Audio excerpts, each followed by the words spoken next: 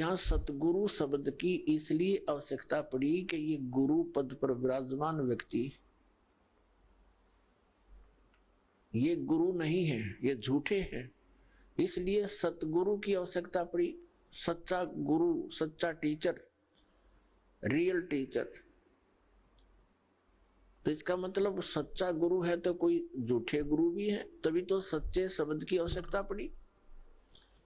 तो उसकी पूर्ति करने के लिए स्वयं परमात्मा ही आते हैं।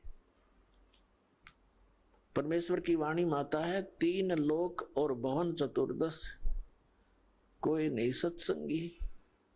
सत्संगी का अर्थ होता है जो पूर्ण रूप से सत्य को आधार मानकर अपनी सर्व आध्यात्मिक क्रियाओं को करता है, वो सत्संगी कहलाता है। और वो सत्संग कहां से सुनने को मिलता है? सतगुरु से मिलता है। तो जो भोली आत्माएं नकली गुरुओं के पास साधना कर रही हैं, उनके शिष्य बन गए हैं, वो सोच तो ये रहे हैं कि हमें सतगुरु मिल गए, लेकिन ये उनकी भूल है, क्योंकि उनको ज्ञान नहीं। तो उसकी पूर्ति करने के लिए, उसका निराकरण करने के लिए, इस अज्ञान का नाश करने के लिए स्वयं परमात्मा आते हैं। और जिस लोक में हम रह रहे हैं ये काल का लोक है, इस लोक का काल है राजा, और ये माया जाल पसारा हो, चल अंसा सतलोक हमारे, छोड़ो यो संसारा हो। तो पुण्यात्माओं, वो परमात्मा स्वयं यहां आते हैं, वही एक सतगुरु की भूमिका करते हैं, वही एक सच्चे भगत की भूमिका करते हैं, वही एक सच्चे संत की भूमिका करते हैं, और वही एक नेक नागरिक की तरह एक अपना उदाहरण करते हैं। एक नेक नागरिक यानी अच्छा व्यक्ति समाज में रहने के किस प्रकार वो रहे, किस प्रकार की उसकी गतिविधियां होनी चाहिए, ये सब लीलाएं माल्य की करके हमें एक उदाहरण पेश करते हैं। तो वो परमात्मा पूर्ण ब्रह्म, जिसको सतपुरुष भी कहते हैं, उसी को अमर पुरुष भी कहते हैं, उसी को अकाल मूर्त, सबद स्वरूपी राम और सतपुरुष, उसी परमात्मा के ये उपमात्मक नाम है। उनका रियल नेम जो है, वास्तविक नाम कबीर देव है, कबीर साहब।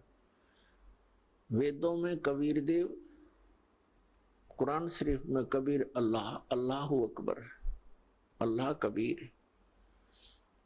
भले ही इन्होंने अपने हिसाब से उनका अर्थों के उस कबीर शब्द के अर्थ कर दिए हों, लेकिन वो बोध उस पूर्ण परमात्मा का ही है, पूर्ण परमात्मा का, अमर पुरुष का।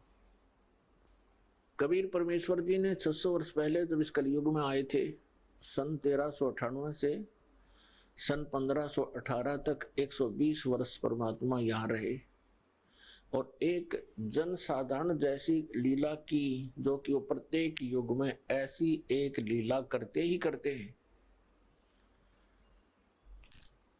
तो उस समय वो एक शिशु रूप धारण करके सतलोक से आए थे अपने निज धाम से, और एक कमल के फूल पर आकर विराजमान हो गए थे, नवजात शिशु का रूप धारण करके। वहां से एक निसंतान दंपति नीरू और नीमा, जो जुलाहा थे, जुलाहे का कार्य करते थे, उठा ले गए थे। जुलाहे के घर पे परवरिश होने के कारण और बड़े होकर के जुलाहे का कार्य करने के कारण वो परमात्मा जुलाहा कहलाए। स्वयं परमेश्वर ने अपनी वाणी में कहा कि अवधू अवगत से चलाए, मेरा किसी ने भेद मर्म नहीं पाया।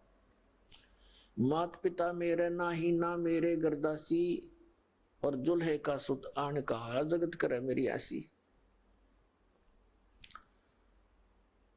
उस परमात्मा ने 600 वर्ष पहले कहा था कि वेद मेरा भेद है,